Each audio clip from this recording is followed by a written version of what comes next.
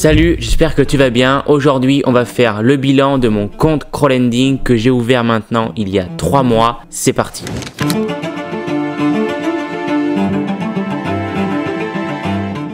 Alors, avant de commencer, si tu ne me connais pas, je me présente très rapidement. Je m'appelle Dimitri, je suis étudiant ingénieur à l'école des mines de Saint-Étienne en apprentissage. C'est pour cela que je peux investir. Et depuis juillet 2023, eh bien, je partage l'entièreté de mon parcours dans la construction de mon patrimoine, que ce soit en bourse, en immobilier, en crypto. Vraiment tout de A à Z pour me construire un patrimoine qui me permettra d'être libre financièrement dans quelques années. Donc, si cela t'intéresse, tu peux bien sûr t'abonner à la chaîne. Ça me ferait super plaisir. Alors aujourd'hui, on est là pour parler de mon compte crowdlending après 3 mois d'investissement. Donc dans cette vidéo, on va voir pourquoi j'ai voulu investir en crowdlending. En deuxième, qu'est-ce que le crowdlending? En troisième, mes premiers résultats au bout de 3 mois. Et en quatrième, mes achats, puisque bien sûr, je vais continuer d'investir en crowdlending. Pour remettre un peu dans le contexte, pourquoi je vais investir en crowdlending et pourquoi je m'intéresse à d'autres types d'investissements? Eh bien déjà, on peut revenir sur la pyramide de Maslow qui est étudiée notamment en psychologie, puisque sur cette pyramide, on retrouve l'ensemble de nos besoins en tant qu'humain. Donc notre premier besoin, vraiment la base de la pyramide, il s'agit des besoins primaires, des besoins psychologiques, tels que la faim, la soif, le désir sexuel, le besoin de sommeil. C'est-à-dire que sans ça, on ne peut pas vivre. Sans ça, il n'y a pas de pyramide, il n'y a pas de fondation. Au-dessus, il y a le besoin de sécurité, la survie, le confort, la tranquillité. Encore au-dessus, le besoin d'appartenance et de relation, la fraternité, la solidarité, la convivialité et l'amour. Encore au-dessus, le besoin d'être reconnu, l'estime de soi, etc. Et en dernier, le besoin de réalisation de soi, la plénitude totale. Là, vous allez me dire, mais de quoi tu parles,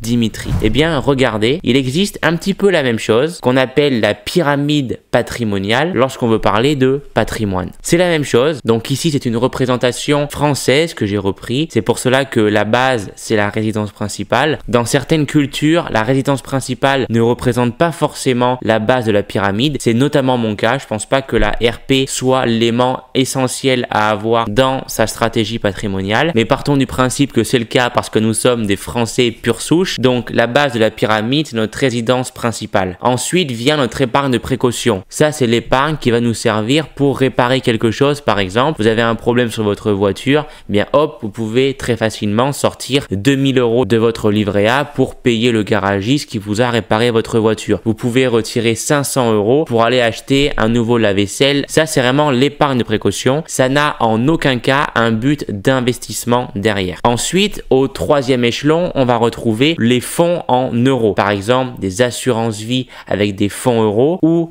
par exemple des SCPI très peu risqués, autour des 3, 4, 5% grand maximum. Là, le but, c'est quoi? Eh bien, c'est de stocker du capital dans un but d'investir derrière, donc de stocker de l'argent, mais au lieu de le stocker à 0% sur un compte courant, eh bien, on va le stocker sur des fonds en euros qui sont très peu risqués, entre guillemets. Ou ça peut être également des fonds qui permettent de faire une transition entre plusieurs investissements. Imaginons, vous avez vendu un immeuble à 200 000 €, eh bien, ces 200 000 €, au lieu de les laisser sur votre compte courant, vous allez les mettre sur un fonds en euros par exemple à 3-4% et quelques mois après repartir sur un nouveau projet immobilier et donc reprendre ces 200 000 €. Voilà à quoi ça sert ces fonds en euros. Ça permet juste de stocker du capital à un petit rendement histoire de ne pas perdre d'argent par rapport à l'inflation. Ensuite, au quatrième palier viennent les investissements les plus connus qui là par contre ont un rendement plus élevé mais forcément un risque plus élevé qui suit. Donc il y a la bourse et l'immobilier principalement. Donc là on peut s'attendre à des rendements allant de 7% à 20%, on va dire, pour les plus fous de l'immobilier. Donc forcément, il y a plus de performance, mais derrière, plus de risques. Et enfin, au pic de notre pyramide, on va retrouver les investissements alternatifs. Pour moi, il y a 3 possibilités. Pourquoi investir en investissement alternatif? Le premier, ça va être de vouloir faire une performance supérieure à tout type d'investissement. On pense notamment à la crypto-monnaie où ces 10 dernières années, la crypto a complètement explosé et a permis à certaines personnes d'exploser leur patrimoine, même en mettant une petite somme. En effet, on parle souvent d'exposer au grand maximum à 10% de son patrimoine en crypto-monnaie. C'est un exemple, c'est en aucun cas un conseil en investissement. Et voilà, la première possibilité de s'intéresser aux investissements alternatifs, c'est pour profiter d'un rendement beaucoup plus élevé que d'autres classes d'actifs. La deuxième possibilité, c'est par passion. Je connais beaucoup de personnes qui sont intéressées par les montres, qui sont intéressées par les belles voitures. Eh bien, ça peut faire partie d'investissements alternatifs. En effet, acheter aujourd'hui une Porsche 911, ça peut être un bon investissement pour dans 10-15 ans la revendre lorsqu'elle passera en collection. Je m'y connais rien en voiture. Encore une fois, c'est en aucun cas un conseil en investissement. Ou encore, troisième possibilité, ça peut être tout simplement par plaisir d'apprendre, par plaisir de découvrir une autre classe d'actifs. Et moi, c'est ce que j'ai décidé de faire depuis maintenant 3 mois, c'était de découvrir l'investissement en crowdlending, de prêter de l'argent à des personnes et en retour de recevoir un certain rendement. Donc voilà un peu pour le contexte, pourquoi je me suis intéressé au crowdlending et quelle place ça occupe dans mon patrimoine. Eh bien, c'est très transparent, ça fait partie de mes investissements alternatifs, donc qui représentent au grand maximum 10% de mon patrimoine global. Pour ceux qui ne connaissent pas, qu'est-ce que le crowdlending? Eh bien, d'un côté, on a des emprunteurs, soit des particuliers qui vont donc émettre des prêts à la consommation pour acheter par exemple une voiture, ou des petites entreprises, voire des startups qui ont besoin de se développer et au lieu de passer par le système classique, c'est-à-dire aller voir une banque pour débloquer des fonds, eh bien, ils vont passer par ce nouveau système qui est le crowdlending, c'est-à-dire débloquer de l'argent via des investisseurs particuliers. Et c'est là que nous, en tant qu'investisseurs, donc, on peut intervenir puisque grâce à des plateformes comme Mintos qui sont directement en communication avec des sociétés de prêt et donc on va pouvoir prêter notre argent à ces différents emprunteurs qui eux ont besoin d'argent comme je viens de le dire. Là où c'est intéressant de passer directement par une plateforme de crowdlending comme Mintos, c'est que Mintos ne va pas seulement être en lien avec une société mais va être en lien avec des dizaines voire des centaines de sociétés de prêt différentes et donc ça diversifie davantage notre portefeuille. Alors pourquoi j'ai choisi Mintos comme plateforme de crowdlending? Tout simplement parce que lorsqu'on parle un peu de crowdlending à n'importe quel investisseur, directement on entend parler de Mintos. Pourquoi? Parce que Mintos c'est vraiment la plateforme qui a émis au grand public le crowdlending. Mintos a été créée en 2014, elle est basée en Lettonie. Le nombre d'investisseurs est aberrant, 500 000 personnes ont déjà investi dans des prêts sur Mintos. Les produits disponibles sont assez larges, prêts, obligations, ETF, mais moi ici je m'intéresse seulement à la partie prêt de Mintos. Il y a également un marché secondaire, ça c'est très important parce que ça permet du coup de revendre beaucoup plus facilement et de s'assurer d'une certaine liquidité sur nos investissements. Il y a également un montant minimum d'investissement de seulement 50 €. Ça, c'est également un point très fort comparé à d'autres plateformes où il faut investir davantage. Par exemple, plus de 500 voire plus de 1000 €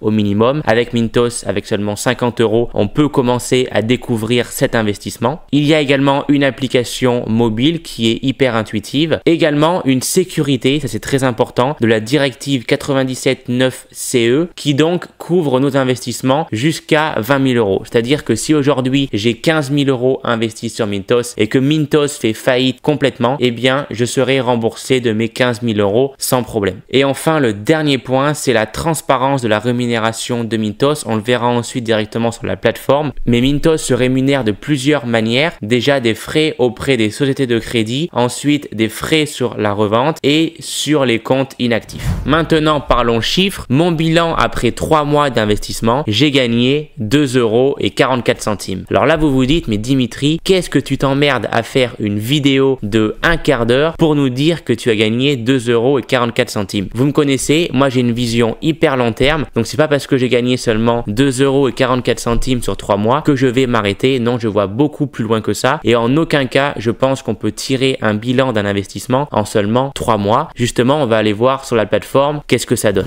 Donc déjà Mintos, ça se présente de cette manière là. Donc là on voit la valeur de mon compte aujourd'hui de 302,78 €. Déjà pour information, moi depuis le mois de février, j'ai fait un DCA en quelque sorte de 100 € par mois. Donc j'ai versé au total 300 € sur mon compte et aujourd'hui j'ai 2,78 €. Donc d'ailleurs mon diaporama n'est pas actualisé, j'ai un petit peu plus que 2,44 €. Vous voyez, c'est pas si mal. Donc là je clique sur portefeuille, prêt. C'est ce que je vous ai dit, sur Mintos il y a plusieurs types d'investissements, mais moi si j'utilise Mintos c'est seulement pour la partie crowdlending. Donc je vais cliquer sur prêt ici.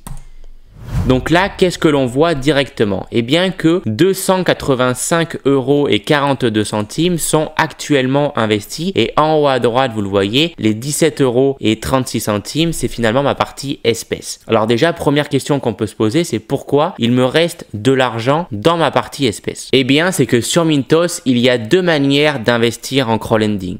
Vous le voyez juste ici. La première manière, c'est de passer par des portefeuilles automatisés, un peu semblables à des ETF sur le marché action, ou sinon de parcourir vous-même le marché, finalement faire du stock picking. Moi, vous me connaissez, je fais beaucoup plus confiance à des algorithmes, beaucoup plus confiance à un marché global que de moi-même sélectionner les prêts qui vont exploser sur les prochains jours. Donc, je suis bien évidemment passé par un portefeuille automatisé et on peut le voir juste ici en cliquant là. Donc le portefeuille automatisé de Mintos s'appelle le Core Loans et donc en fait comment ça marche? Eh bien tous les mois je mets mes 100 € sur ce portefeuille automatisé du Core Loans, je rentre mon objectif donc de 300 € et en fait derrière l'algorithme va bien sûr investir au maximum qu'il peut en fonction de l'ensemble de ses critères pour choisir les prêts. Donc s'il voit qu'il n'y a pas assez d'opportunités, eh bien il va pas forcément investir mes 300 € que j'ai mis au maximum. Il va seulement investir bien sûr le plus d'argent qu'il peut par rapport à ce que j'ai versé. Si par contre il ne voit pas d'opportunité intéressante pour placer le reste de mes 17 €, il ne va pas les placer. Et par contre si demain il y a un nouveau prêt qui rentre et qui est plus intéressant, là il pourra piocher sans problème dans mes fonds disponibles ici. Donc il me reste 17,36 €.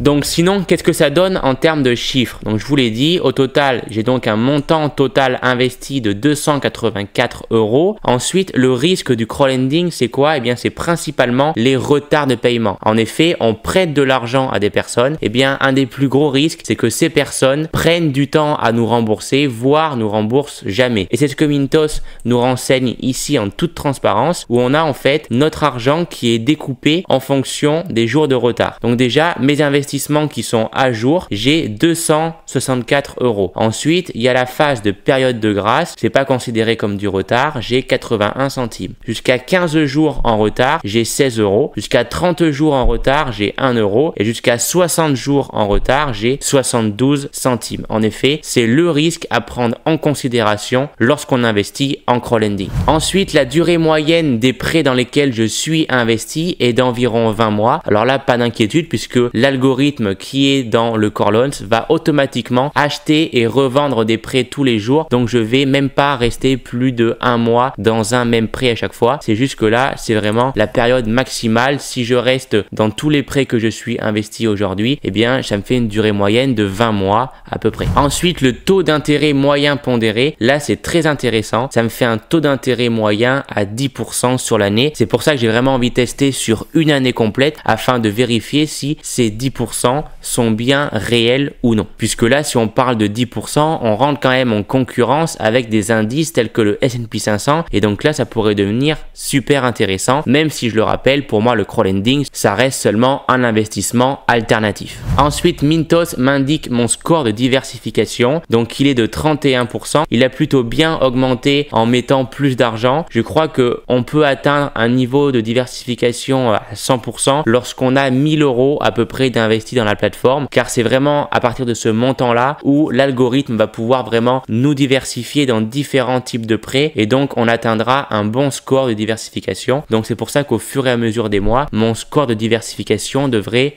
augmenter. Ensuite, l'algorithme a mis mon argent dans 6 types de prêts différents. Le premier, c'est les prêts personnels. Ensuite, le personal loans, ok. Les prêts à court terme, les prêts automobiles et les prêts professionnels. Et ensuite, le dernier, le prêt hypothécaire. Là, ensuite, je peux directement également voir mes investissements en cours. Donc, c'est ce qu'on vient de voir, hein. J'ai un taux d'intérêt de 10%. Ensuite, on voit l'ensemble de mes notes. J'ai pas expliqué, mais qu'est-ce qu'une note? Une note, c'est tout simplement un ensemble de prêts. En effet, on n'investit pas directement dans un prêt, on investit dans une note et une note est composée de plusieurs prêts. Voilà, tout simplement. Et donc, je suis investi dans 43 notes, sachant qu'une note, c'est plusieurs prêts. Je suis investi, je pense, dans plusieurs centaines de prêts. Donc, ça, c'est plutôt très intéressant pour la diversification. Donc, vous le voyez ici, l'algorithme, il se diversifie un peu de partout dans différents pays. On voit ici l'Irlande, ici la Finlande. Je suis vraiment investi dans plusieurs pays et en plus de ça, dans plusieurs types de prêts, comme on le voit sur ce graphique ici. Et d'ailleurs, je tiens à préciser que si un jour j'en ai marre du crowdlending, j'ai juste à appuyer sur ce bouton, tout vendre, et d'un seul coup, ça va vendre toutes mes notes grâce au marché secondaire disponible sur Mintos. Donc ça, c'est très intéressant. Le fait d'avoir des investissements liquides, c'est plus rassurant. De mon côté, je vais continuer à verser 100 € par mois sur la plateforme car j'ai vraiment envie de voir sur une année complète qu'est-ce que ça peut donner parce que les 10%, ça reste quand même très intéressant comme je vous l'ai dit. Et d'ailleurs, pour les personnes qui veulent découvrir également l'investissement en crowdlending sur la plateforme Mintos, vous avez un lien dans la description qui vous permettra de bénéficier du bonus actuel. En effet, lorsque vous ouvrirez un compte avec mon lien, vous aurez un petit bonus. Donc si vous souhaitez découvrir le crowdlending, n'hésitez pas à passer par mon lien. Et en plus de ça, ça permet de soutenir la chaîne. Donc merci par avance si vous le faites. Sur ce, on se retrouve pour une prochaine vidéo. Je vous souhaite toute la réussite pour vos investissements. C'était Dimitri. Ciao.